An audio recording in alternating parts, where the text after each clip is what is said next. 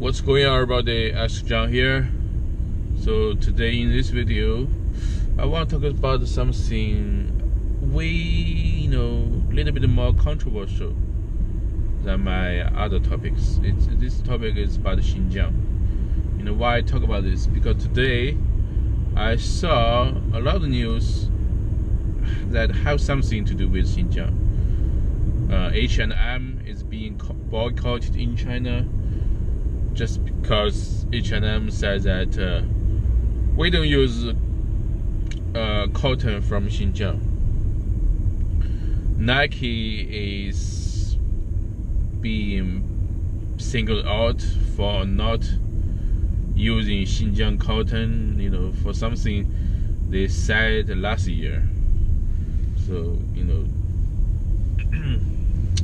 so what do I know about Xinjiang? Well, like most Chinese, I had never been to Xinjiang. It's far away from here. It's in the most western part of China. But I heard something about Xinjiang. Well, not just from like Western media. I've heard from people coming from Xinjiang, people that have been to Xinjiang. What I know about Xinjiang is that generally it is not as crazy or as inhuman like the Western media is trying to portray, but it's definitely tougher than any place else in China. The reason why is that is because Uyghurs, even though they are one of the 55 minority in China, but most of the time, the Han Chinese, which account for over 95% of the Chinese people, Han Chinese will get along with most of the minorities. You don't see the difference. They wear the same, they speak the same, the dialect is basically the same. But the Uyghurs, it's just there are some issues. They have issues with Han Chinese.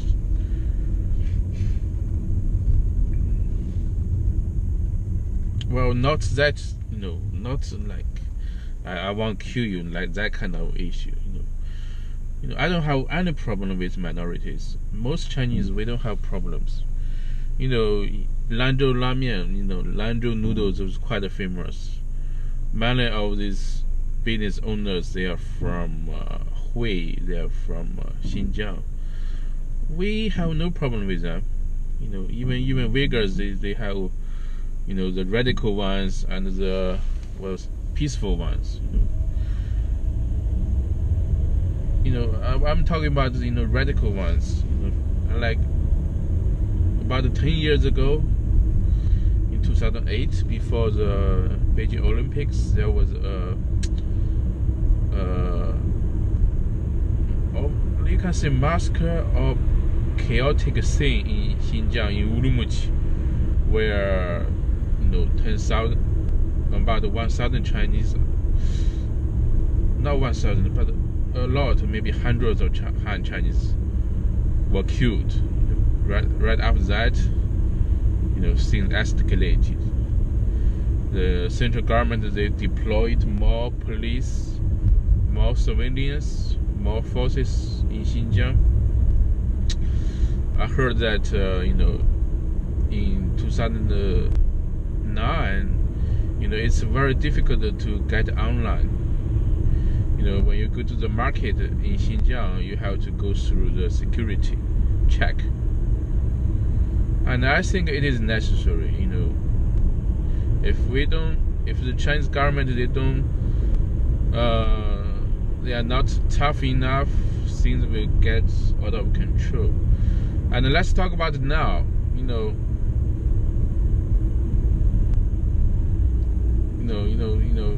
Some people say this is ethnic cleansing. That's definitely not true. They're not killing people there, but definitely they want Uyghurs to be more like not that radical, more peaceful.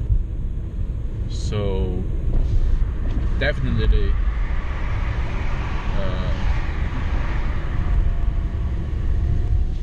Muslim is prohibited, and that is necessary, definitely necessary.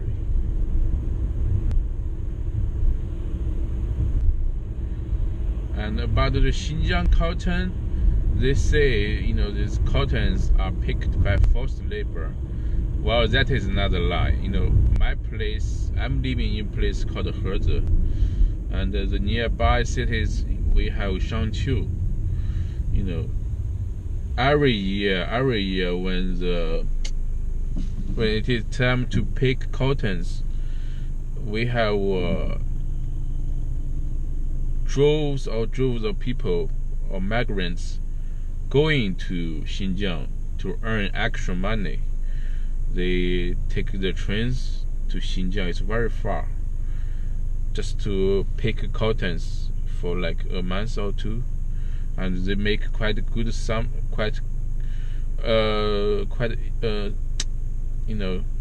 quite good amount of money just picking cottons. And I never heard of forced labor. That's not a lie. Maybe it's because the rumor. Some businesses they don't want, they are in competition with Xinjiang cotton, so they made up this kind of rumor, saying that Xinjiang cotton are picked by slaves. That's not true. And what do I think about the government's handling of the Xinjiang? Well, to be honest, I don't have much problem with that. Especially when you compare what is happening in America. The conflicts between different kinds of people, like Asians, blacks, whites. So if you don't act tough on it, it will become an issue, right?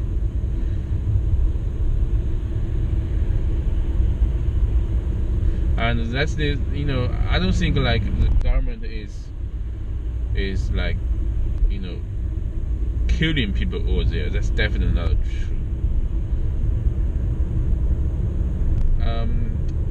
I think the word re-education is an appropriate word for that kind of behavior. Is that they send you to re-education places where you learn a skill, you will be more useful rather than just doing nothing. If you don't do nothing, like if you are poor, you don't do nothing, you will have a problem with the society, right? And another issue is that China right now is acting tough on every issue. They don't compromise when it comes to America. They have issues with India.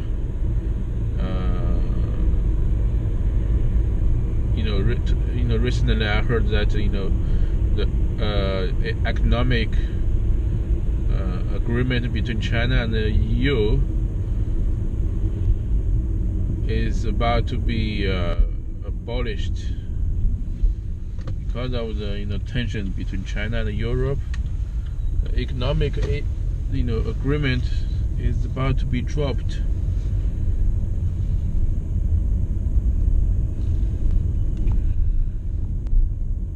They have issues with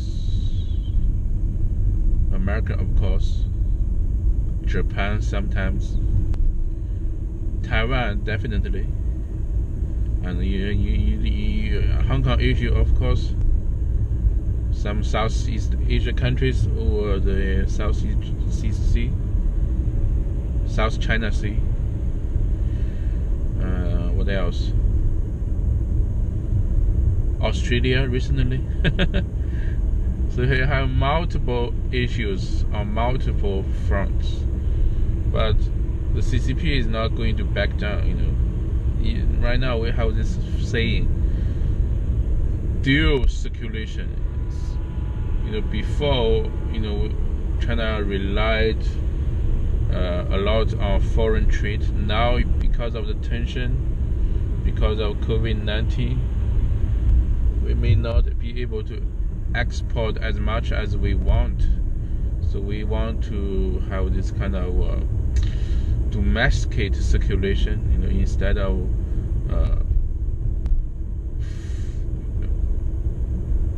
export. We emphasize more on domestic consumption. But it's not easy. It's not easy. I don't want to see like China having enemies everywhere. Right now I'm doing exporting. You saw the last 2 videos I did. I export boards, wooden boards. So I don't want to see that.